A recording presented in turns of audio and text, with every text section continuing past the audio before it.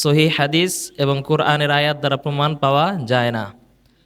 আমরা মেরাজের ধারাবাহিকভাবে আলোচনা ইনশাল্লাহ করার ইচ্ছা পোষণ করেছি, যেগুলো অথেন্টিক এবং পিওর কোরআন এবং সুন্নাহ মোতাবেক যেগুলো পাওয়া যায় সেগুলো থেকে আমরা আলোচনা শুনবো মিরাজ এর অর্থ হলো আল উরুজ শব্দ থেকে ঊর্ধ্বগমন করা। কি করা? ঊর্ধ্বগমন করা, উপরের দিকে ওঠা। জমিন থেকে উপরের দিকে ওঠাকে আরবিতে কি বলা হয়? মিরাজ। ২৬ তারিখ দিবাগত রাত ২৭ রজব চাঁদের যেই ঘটনাটা আল্লাহ পাক রসুলের মাধ্যমে ঘটিয়েছেন, এক রাতে দুইটা ঘটনা ঘটাইছে। কয়টা? এক রাতে কয় ঘটনা? যেমনি ইসরা আবার মিরাজ, একই রাত্রে ইসরাও হয়েছে, মিরাজও হয়েছে।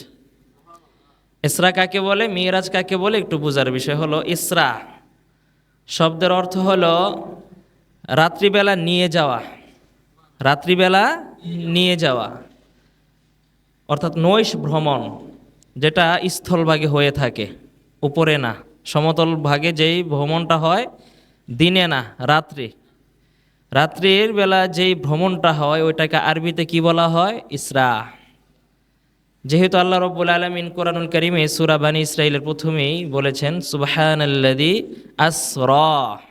আসরা অর্থাৎ নিয়ে গিয়েছেন। কে নিয়ে গেছেন? কাকে? নবীজিকে। মাশাআল্লাহ।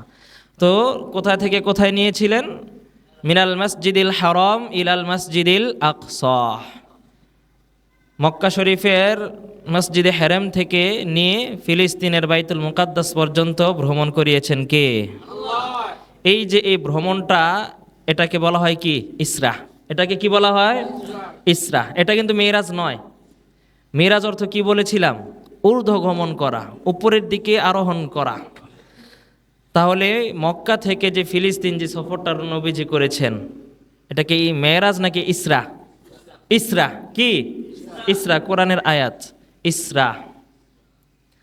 তো এটা ওই রাত্রি ঘটেছে এবং ইসরার পরবর্তী অংশে আল্লাহ পাক তার হাবিবকে বাইতুল মুকাদ্দাস মসজিদ থেকে বের করে কোথায় নিয়ে গেছেন? উপরে। ওই উপরে আরোহণটাকে কি বলা হয়? মেরাজ। কি বলা হয়? মেরাজ।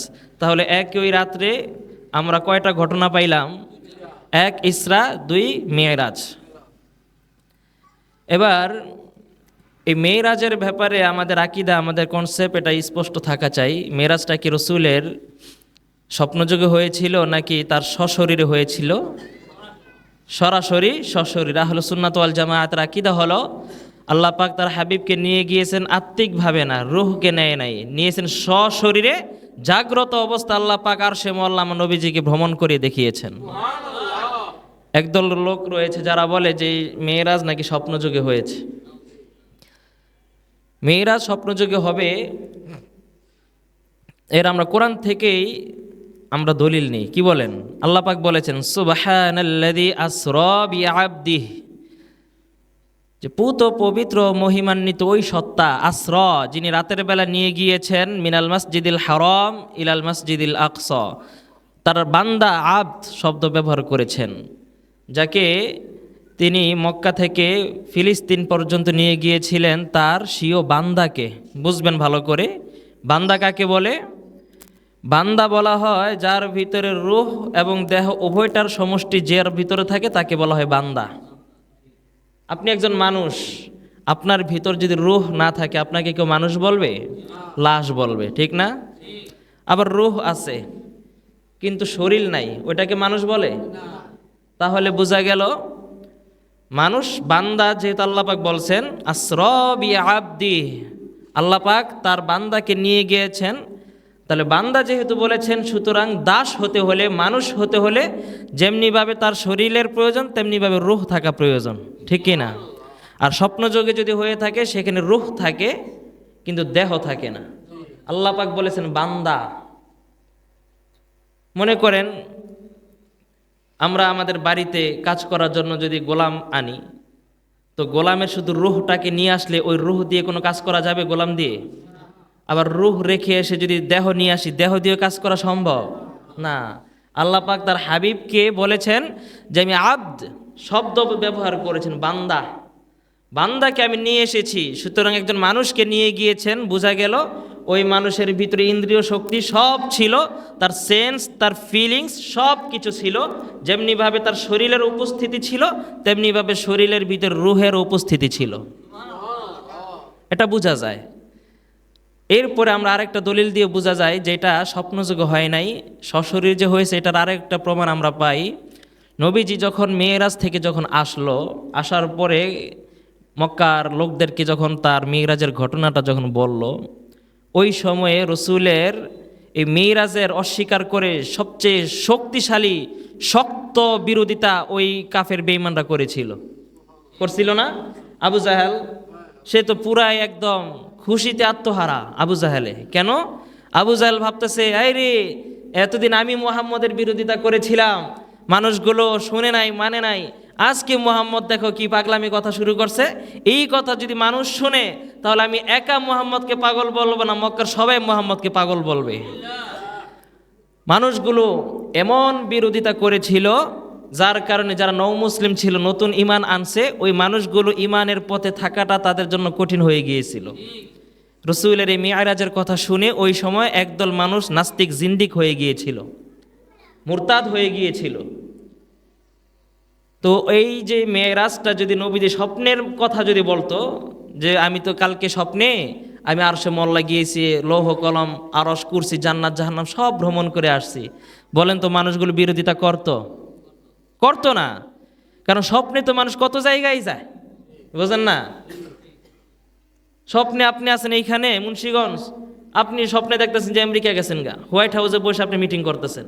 তো এই ঘটনা যদি কাউকে আপনি বলেন, তো সে শোনার পর এটা ইজি নর্মাল ভাববে, কারণ স্বপ্নে তো মানুষ কত জায়গায় যায়। স্বপ্নে মানুষ তো রাজা বাসা হয়ে যায়, রাজার মেয়েও বিয়ে করে ফেলে। এটার তো বিরোধিতা করা কোনো প্রশ্নই আসে না, যেহেতু ওই সময় তদানীন্তনকালে রসুলের মেয়ারাজের কথা শোনার পর কাফের বেঈমান মুশরিকগুলো যেহেতু শক্ত বিরোধিতা করেছিল, এটাই আমার রসুলের সশরীরে মেয়ারাজ হওয়ার ঘটনার প্রমাণ। এটাই প্রমাণ বহন করে যে আমার নবীজির মেয়ারাজ হয়েছিল স্বপ্নযোগে না, সশরীরে। কেউ যদি এটা বিশ্বাস না করে সে কাফের। কেন? আমার রসুলের মক্কা থেকে ফিলিস্তিনে বাইতুল আকসা ওইখানে যাওয়ার কথা কুরআনুল কারীম স্পষ্টভাবে দ্ব্যর্থহীন ভাষায় আল্লাহ পাক বলেছেন কি না? সুবহানাল্লাযী আসরা বিআবদিহি লাইলাম মিনাল মাসজিদিল হারাম ইলাল মাসজিদিল আকসা আল্লাযী বারাকনা হাওলাহু লিনুরিয়াহু মিন আয়াতিনা ইন্নাহু হুয়াস সামিউল বাসীর। আল্লাহ বলেন যে মহিমান্বিত পবিত্র, পুত পবিত্র ওই সত্তা আব্দ, যিনি তার স্বীয় বান্দাকে আসরা, রাত্রিবেলা নিয়ে গিয়েছেন, মিনাল মাসজিদিল হারাম ইলাল মাসজিদিল আকসা। তো কেউ যদি ইসরাটাকে অস্বীকার করে, তাহলে কোরআনুল কারীম একটি আয়াতকে অস্বীকার করার কারণে সে কাফের। আর মিরাজ, যেটা ঊর্ধ্বগমন, যেটা বাইতুল মুকাদ্দাস থেকে যেটা শুরু হয়েছিল, ওই মেরাজটাকে যদি কেউ অস্বীকার করে, ওই মেরাজের ব্যাপারে প্রায় 26 জন বড় বড় মুহাদ্দিস, বড় বড় সাহাবী, রসুলের বিখ্যাত প্রসিদ্ধ বড় বড় কতজন সাহাবী? 26 জন সাহাবী থেকে মুতাওয়াতির ভাবে ধারাবাহিকতার সাথে বর্ণিত হয়ে আসছে মেরাজের ব্যাপারে অসংখ্য হাদিস। বলেন তো দেখি, এখন ইমানদার যদি রসুলের একটা হাদিস অমান্য করে, সে ইমানদার থাকে? তো কেউ যদি মেরাজকে অস্বীকার করে, ইসরাকে অস্বীকার করলো না, কারণ ইসরার কথা কোরআন স্পষ্টভাবে আছে, কিন্তু মেরাজের ব্যাপারে যদি কেউ সামান্য ন্যূনতম সন্দেহ পোষণ করে, তাহলে রসুলের একাধিক যে হাদিসগুলোর মানদণ্ডে ইসলামের মুহাদ্দিসের পরিভাষা যেগুলোকে মুতাওয়াতির হাদিস, সবচাইতে বিশুদ্ধ হাদিস, একাধিক হাদিস থাকার কারণে প্রত্যেকটা হাদিসকে অমান্য করার কারণে সেও কাফের। এ কারণে আমাদের কনসেপ্ট ঠিক থাকা চাই। আমাদের রসুলের মেরাজ হয়েছিল সত্য, এবং ঊর্ধ্বগমন হয়েছিল সেটাও সত্য, এবং এটা স্বপ্নযোগে না, সশরীরে, সরাসরি সশরীরে। ঠিক কিনা ভাই? অনেকে দেখবেন এটা তারা বলবে, কিন্তু সাবধান, বলবে যে না, এটা রসুলের স্বপ্নযোগে। এক বর্ণনা পাওয়া যায়, আমার রসুল আল্লাহ পাকের দিদার মেরাজ লাভ করেছেন প্রায় 33 বার। কতবার? একবার হচ্ছে সশরীরে, বাকি 32 বার হলো স্বপ্নযোগে। সুবহানাল্লাহ। স্বপ্নযোগে বহুবার রসুলের সাথে আল্লাহ পাকের দিদার নসিব হয়েছিল, কিন্তু ওইটা বলেন ওইটা প্রশ্নই আসে না, ওইটা আলোচনার কেন্দ্রবিন্দুই না। কারণ স্বপ্নযোগে মানুষ কত কিছুই দেখে, এটা নিয়ে কোনো বিরোধিতা করার কোনো সুযোগ নাই। সুযোগ তো তখনই হবে যখন বলবে যে না সশরীরে গিয়েছে। এ কারণে মেরাজ থেকে যখন নবীজি ফিরে আসলো, আসার পর নবীজি গেলেন উম্মে হানির বাসায়। উম্মে হানি ছিল, আমাদের আলোচনায় আসবে, এক সম্পর্ক ছিল রসুলের চাচতো বোন, আরেক সম্পর্ক ছিল দুধ বোন।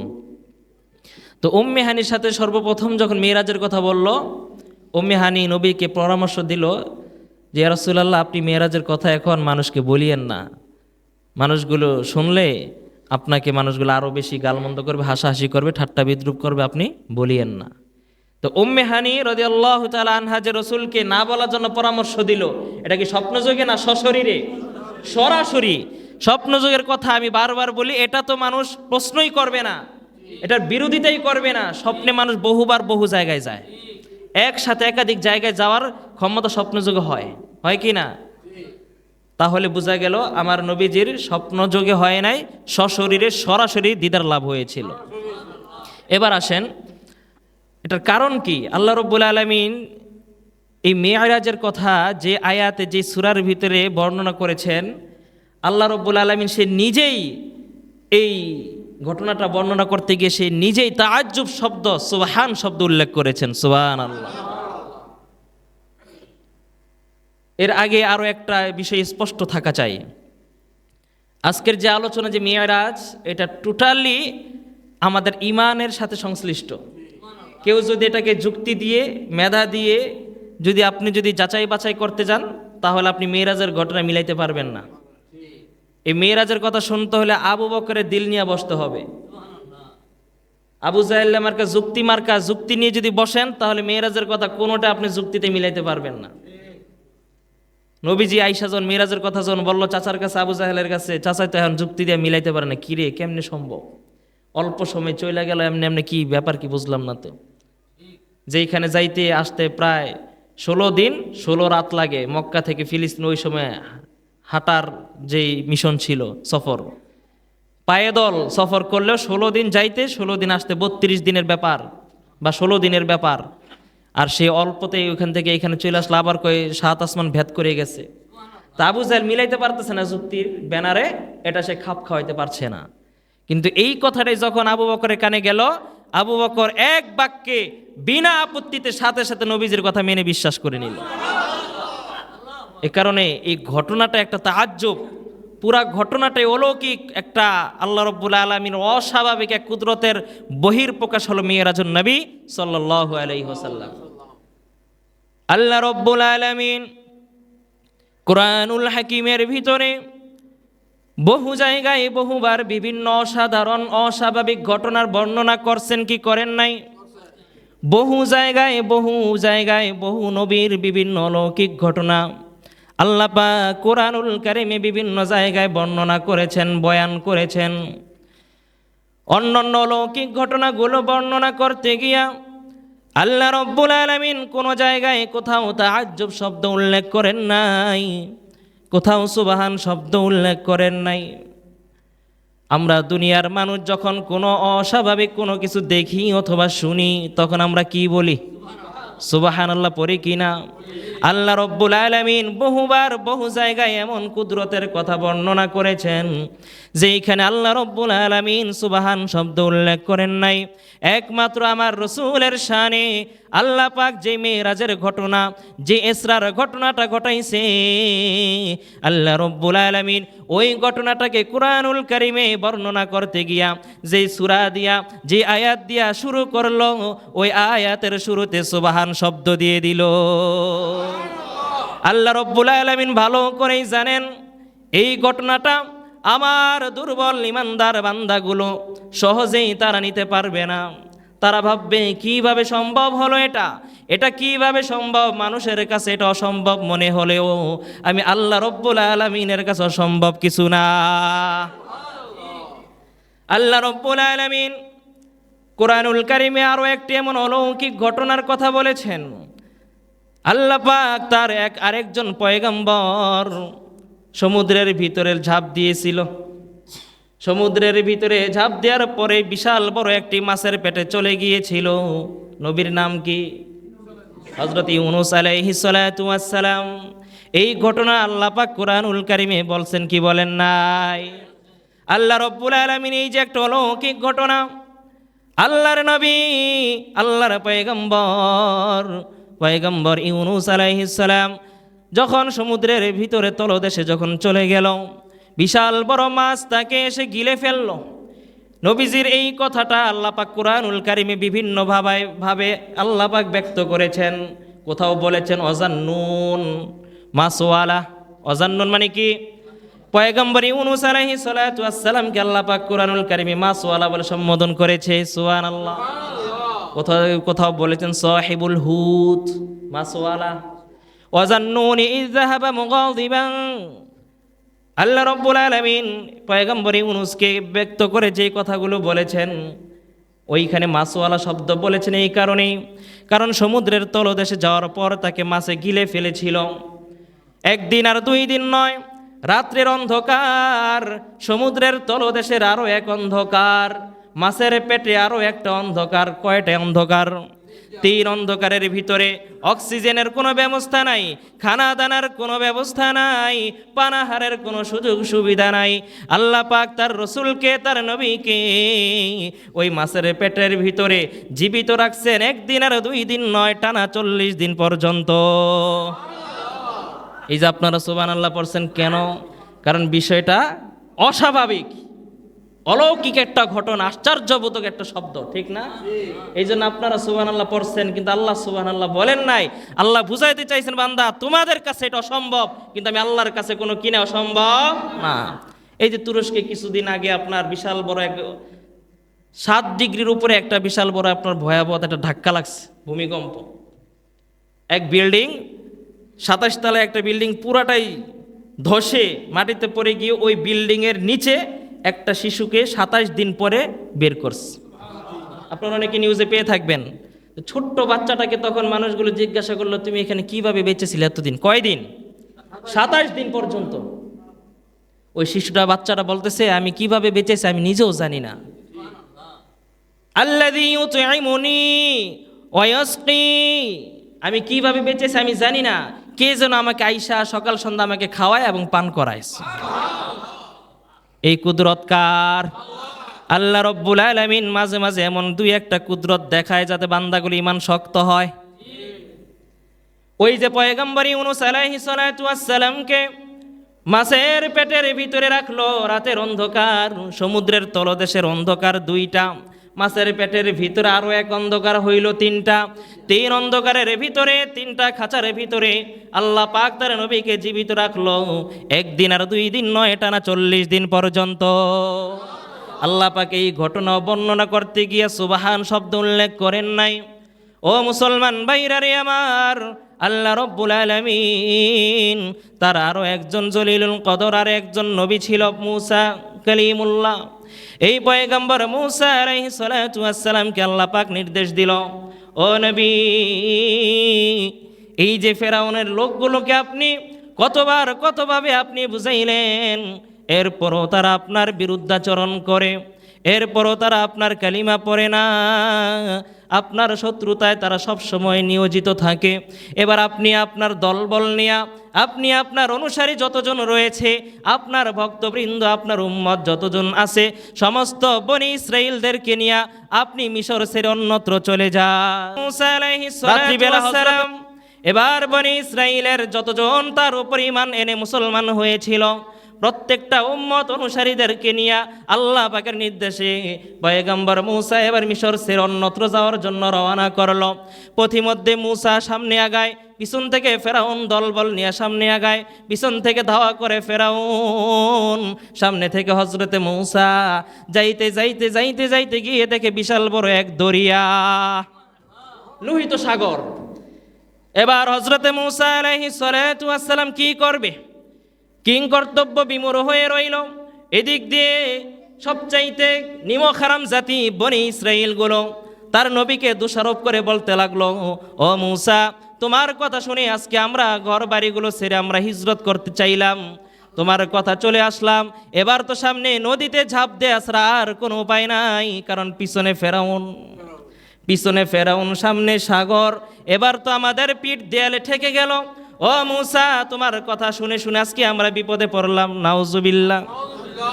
আল্লাহ পাক রব্বুল আলামিন হযরত মূসাকে আদেশ করলো, মূসা, তোমার হাতের যেই শ্বশুরের দেয়া যে লাঠিটা ছিল, ওই লাঠিটা কই? সুবহানাল্লাহ বলেন। ওই লাঠিটা কোথায়? পয়গম্বর মূসা বলতেছেন, আল্লাহ, ওই লাঠির কাজ তো সাপ হওয়া, এই লাঠি দিয়ে কি হবে? আল্লাহ বলে, মূসা, তুমি জানো না এই লাঠি দিয়ে যেমনি ভাবে সাপ হয়, এই লাঠি দিয়ে তুমি দরিয়ার ভিতরে আঘাত করতে দেরি করবা, আমি আল্লাহ পাক এই দরিয়ার ভিতরে 12টা রাস্তা তৈরি করতে দেরি করব না। 12টা রাস্তা করে দিয়েছেন কে? সমুদ্রের উপরে দিয়ে না নিচ দিয়ে? আমাকে এক দেশের এক নদীর উপর দিয়ে এক সেতু করতে পুরো দেশ ক্ষয়রাতি হয়ে গেছে গা। হ্যাঁ, এক পদ্মা সেতু করছে, পানির নিচে না উপরে, এই উপরে এক সেতু করে পুরো দেশ হয়ে গেছে গা ক্ষয়রাতি। আর আল্লাহ পাক মুহূর্তের ভিতরে সমুদ্রের উপরে করছে না নিচে করছে? কয়টা? 12টা কার্পেটিং রাস্তা করে দিয়েছেন কে? এই শক্তি আল্লাহর মনে হয় নাই? আগে ছিল, এখন নাই? এখনো আছে? আল্লাহু আকবার। হযরত মূসা পয়গম্বর আলাইহিস সালাতু ওয়াস সালাম আল্লাহ পাকের নির্দেশে লাঠি দিয়ে আঘাত করলো, সাথে সাথে 12টা কার্পেটিং রাস্তা হয়ে গেল। আল্লাহ রব্বুল আলামিন এই কথাটা কোরআনুল কারিমে বলছে কি বলে নাই? বলেছেন, কিন্তু সুবহান শব্দ বলে নাই। কেন বলে নাই? আল্লাহ বুঝাইলেন, বান্দারে, এটা তোমাদের কাছেও যদি অসম্ভব মনে হয়, আমি আল্লাহ পাকের কাছে এটা অসম্ভব না। আল্লাহ পাক রব্বুল আলামিন তার আরো একজন পয়গম্বর, আল্লাহ পাকের খলিল হযরত ইব্রাহিম আলাইহিস সালাতু ওয়াস সালামকে নিয়ে আরো একটি এমন কুদরতের বহির প্রকাশ করলেন। ওই ঘটনাটাকে আল্লাহ পাক কোরআনুল কারিমে জায়গা দিলেন। সুবহানাল্লাহ। পয়গম্বর ইব্রাহিম আলাইহিস সালাতু ওয়াস সালাম ছোট্ট বয়সে, লম্বা ঘটনা মুসলমান ভাইরারে আমার, ওই সময়ে স্বৈরাচার যে নমরুদ ছিল, জালিম বাদশা, পয়গম্বর ইব্রাহিম আলাইহিস সালাতু ওয়াস সালামকে ধ্বংস করার জন্য আগুনের ভিতরে তাকে ফেলে তাকে ধ্বংস করে দেওয়ার জন্য টানা 40 দিন পর্যন্ত, অন্য রিওয়ায়াত আছে 6 মাস পর্যন্ত, বিশাল বড় শুকনা কাঠ দিয়ে এক অগ্নিকুণ্ড সে তৈরি করছে। মাইলের পর মাইল মানুষগুলো যাইতে পারে না, এমন উত্তাপ এত বেশি প্রজ্বলিত হওয়ার কারণে উপর দিয়ে কোনো পশু পাখি পর্যন্ত যাইতে পারে না। বিশাল তাপ, আগুনের ধারে কাছে যাওয়া যায় না। আগুন লেলিহান শো শো শব্দ, লাল আগুন, এত কঠিন আগুন, মাইলের পর 4-5 মাইল দূর থেকে আগুনের তাপ পাওয়া যায়। এত বিশাল বড় এক অগ্নিকুণ্ড সাজাইল নমরুদ।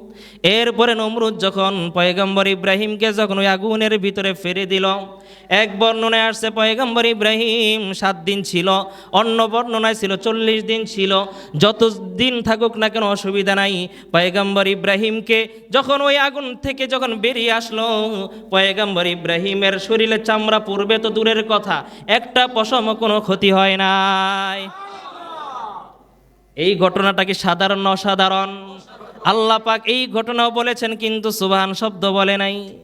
পয়গম্বর ইব্রাহিম আলাইহিস সালাতু ওয়াস সালাম তার জীবনের শেষ দিকে আইসা তিনি একটা কথা বলেছিলেন যে, দুনিয়ার ভিতরে আমি যতদিন ছিলাম, যত জায়গায় যতভাবে আরাম আয়েশ আমি যা কিছু করেছি না কেন, আমার জীবনের সর্বশ্রেষ্ঠ সময় কেটেছে ওইটা নমরুদের তৈরি আগুনের ভিতরে থেকেছিলাম, যেইটা নমরুদের আগুনের ভিতরে থাকা সময় জীবনের সবচাইতে শ্রেষ্ঠতম সময় আমার জীবনে গেছে।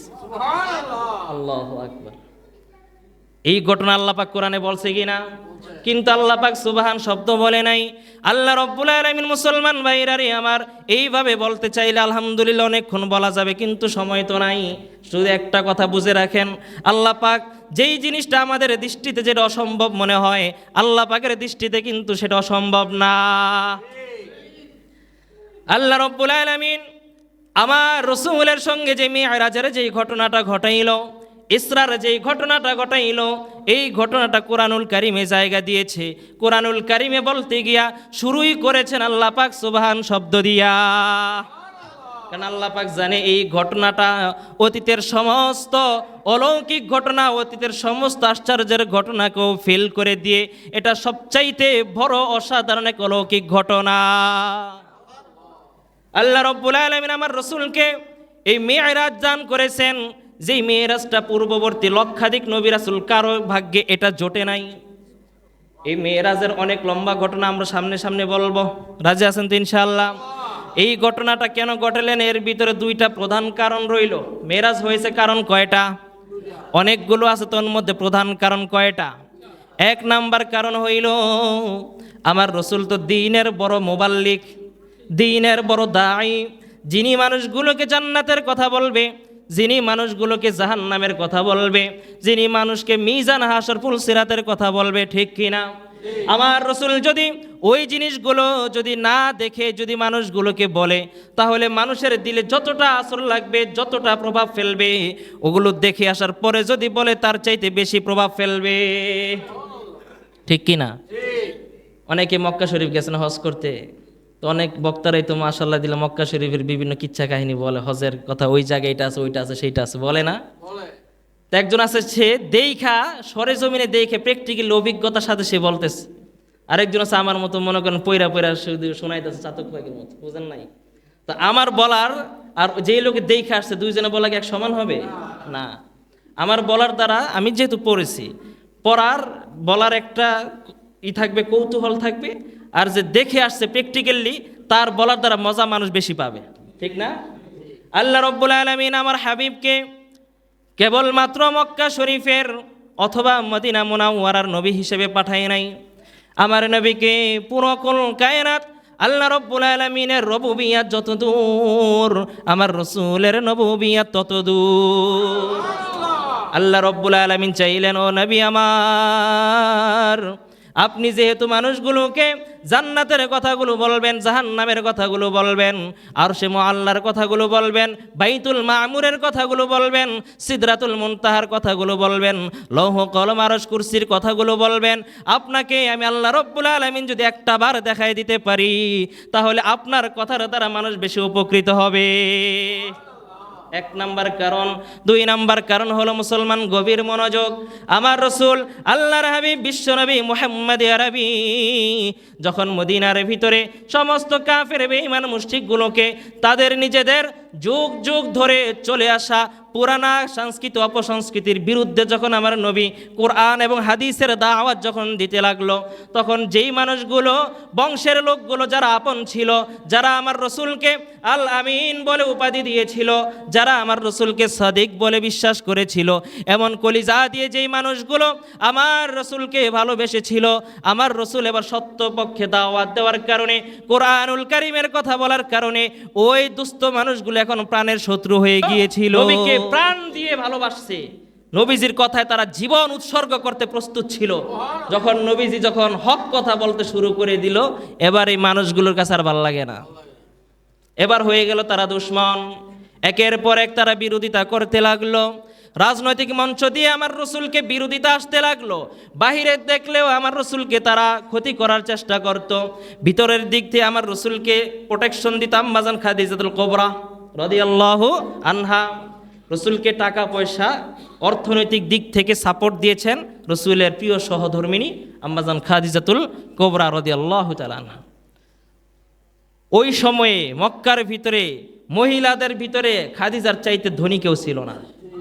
সবচেয়ে বড় ইন্টারন্যাশনাল লেভেলের ইম্পোর্ট এক্সপোর্টার ব্যবসায়ী ছিল। সারা বিশ্বের ভিতরে একাধিক দেশ, অনেকগুলো দেশের সাথে তার ব্যবসা ছিল।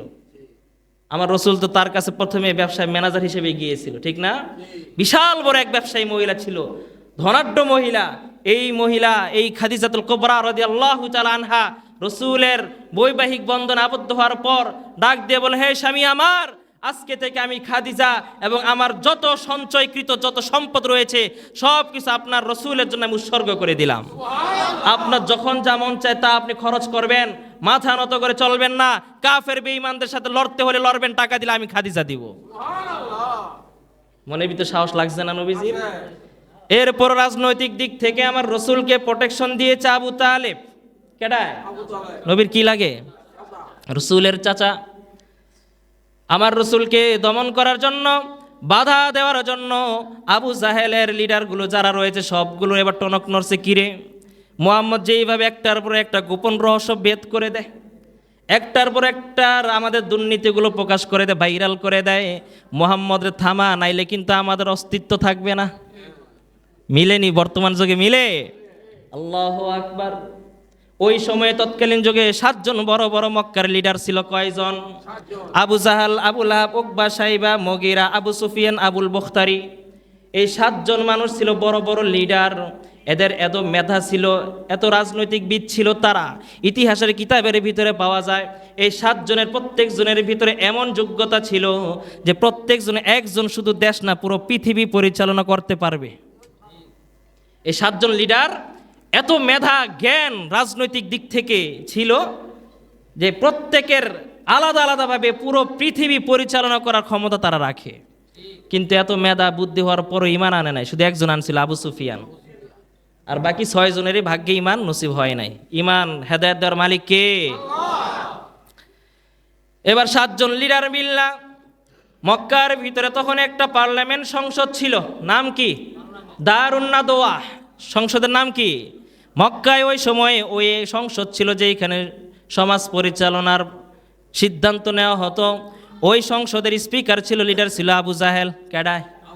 আবু জাহেল এবার বিভিন্নভাবে এবার পরামর্শ করতে লাগলো, কিরে মুহাম্মদ যেইভাবে লাইভে এসে আমাদের দুর্নীতিগুলো প্রকাশ করে দেয়, বাপদাদার এই মিথ্যা ধর্মের যেইভাবে মানুষের কাছে ফোকাস করে দেয়, এবার তো আমাদের আর কোনো অস্তিত্ব থাকবে না, আমাদেরকে মানুষ নেতা মানবে না।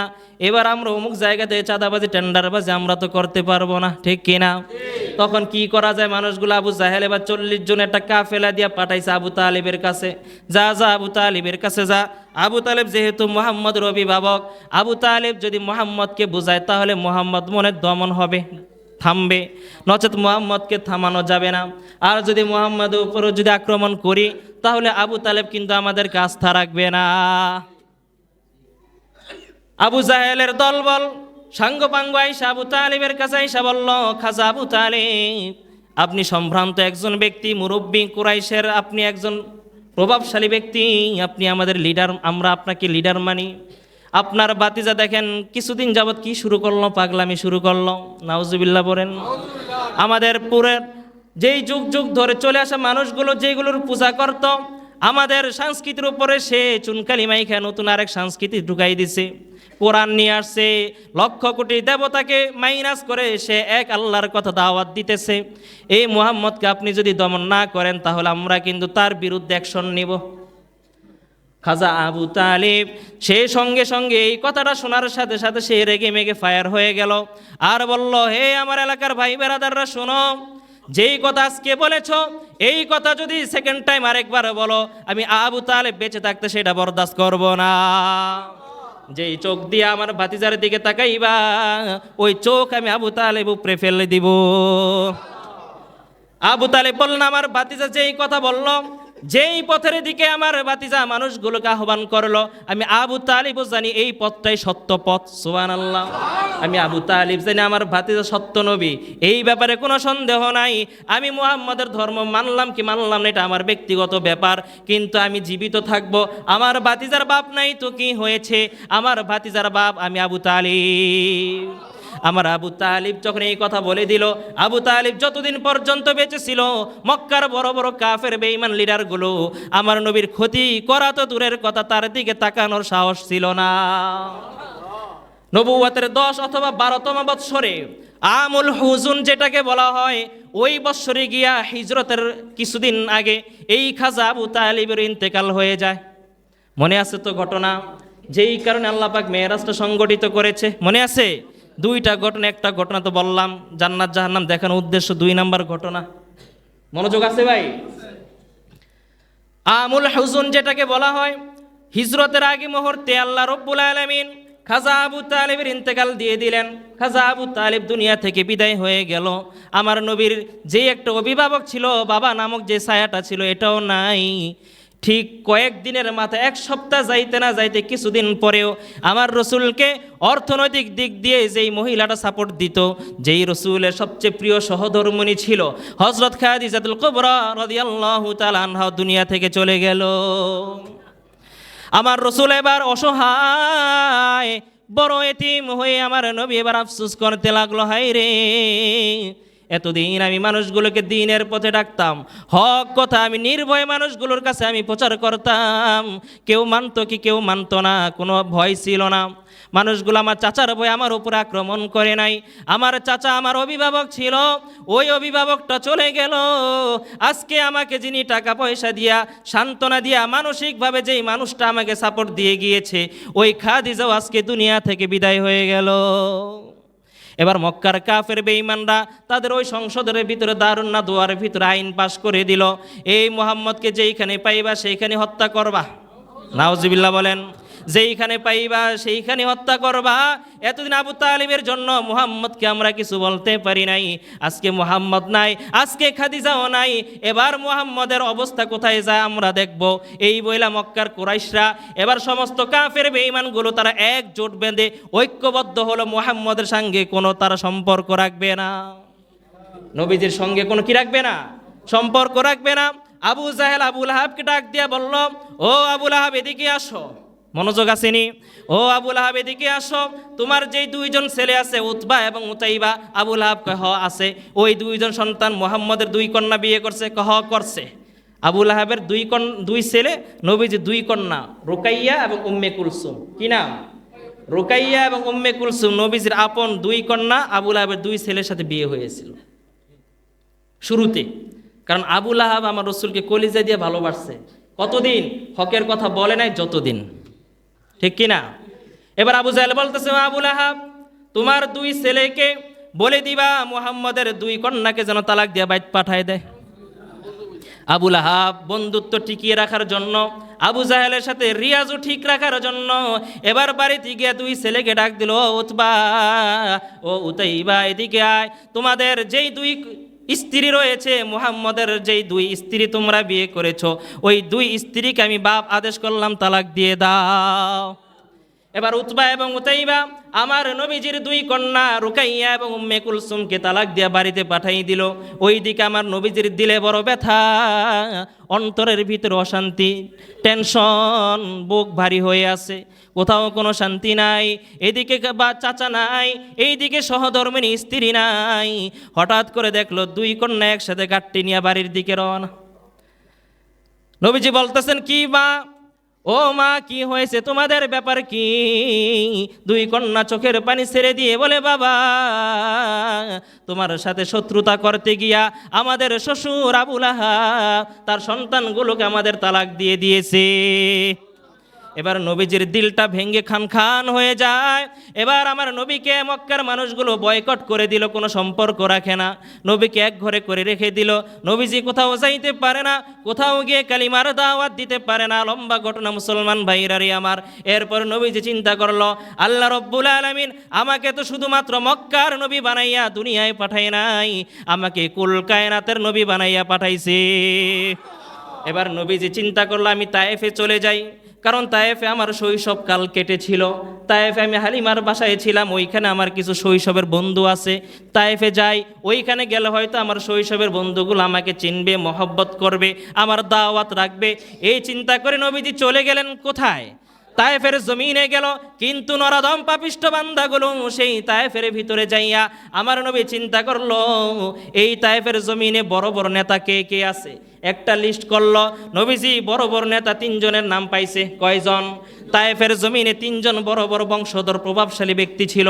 তিন ব্যক্তিকে নেতাদের কাছে গিয়া আমার নবীজি যখন তার ইসলামকে দিনকে যখন পেশ করলো, উপস্থাপন করলো, এই তিনজন মানুষ যদি কালিমা পড়া মুসলমান হইয়া যায়, আমার নবীর চিন্তাধারা হলো এই নেতাগুলো যদি মুসলমান হইয়া যায়, এই নেতাদের অধীনে হাজার হাজার যত কর্মী রয়েছে সবাই কিন্তু মুসলমান হয়ে যাবে। এই কারণে দেখবেন কর্মীগুলোর অবস্থা দেখে তার নেতার চরিত্র মাপা যায়। কারণ নেতা যদি আদর্শবান হয় তার কর্মীগুলো আদর্শবান হবে, নেতা যদি হালালখোর হয় তার কর্মীগুলো হালালখোর হবে। নেতা যদি বিড়ি সিগারেট খায়, তার কর্মীগুলো বিড়ি সিগারেট খাবে। নেতা যদি আপনার কি করে, যদি আপনার এই যে বোতল টানে, কর্মীও কিন্তু বোতল টানবে। এই জন্য নেতার চরিত্রের উপরে তার কর্মীর চরিত্র ডিপেন্ড করে। গাছ ভালো তো ফল ভালো, ফল ভালো তো গাছ ভালো। বাবা মা কেমন তার সন্তান পরিচয় দিবে, সন্তান কেমন তার বাবা মা পরিচয় দিবে। বাবা মা যদি তাহাজ্জুদ গুজার নামাজ হয়, 5 ওয়াক্ত নামাজ জল না হইলো সন্তান অন্তত 3 ওয়াক্ত নামাজ হইলেও পড়বে। পীর যদি ভালো হয়, মুরিদ ভালো হবে, ঠিক কিনা? পীর যদি গাঞ্জা টানে, মুরিদও কিন্তু তলে তলে বোতল টানে। আমার নবী চিন্তা করলো, এই তায়েফের নেতাগুলো যদি ভালো হয়ে যায়, তাহলে মানুষগুলো ভালো হয়ে যাবে, দেরি লাগবে না। এইবার ওই নরাধম মানুষগুলো, নালায়েক বান্দাগুলো আমার নবীর দ্বীন ইসলামের দাওয়াত পাওয়ার পর দ্বীন ইসলাম গ্রহণ করবে তো দূরের কথা, উল্টা আমার নবীজিকে অপমান করে মক্কায় পাঠাইয়া দিল। নবীজি এবার মক্কার দিকে রওনা করলো, চলে আসবে। এমন সময় পিছন থেকে ওই 3 নেতা এলাকার যুবকগুলোকে ডাক দিল। যুবকগুলোকে হায়ার করে টাকা দিয়া ভাড়া করে বলে দিল, এই যে মোহাম্মদ যে পাগলটারে দেখতেছো, এটার গায়ের ভিতরে পাথর মেরে এটাকে একদম শায়েস্তা করে দাও। এত আস্তে নাউজুবিল্লাহ। এবার ওই যুবকগুলো আমার রাসূলের গায়ের ভিতরে এমন ভাবে একটার পর একটা বৃষ্টির মতো করে একটার পর একটা পাথর মারতে লাগলো। মুসলমান, আমার রাসূলের চামড়া মুবারক ফেটে গিয়ে, গোশত ফেটে গিয়ে, ভিতরে থেকে রক্তগুলো ফিলকি দিয়ে বেরিয়ে বেরিয়ে পুরোটা শরীর রক্তে জর্জরিত হয়ে গিয়ে আমার রাসূল রক্ত শূন্য হয়ে জমিনের ভিতরে লুটাইয়া পড়ে যায়। এবার আমার রাসূল যে আশা করে গেছে, ওই আশাটাও কিন্তু সাকসেস হয় নাই।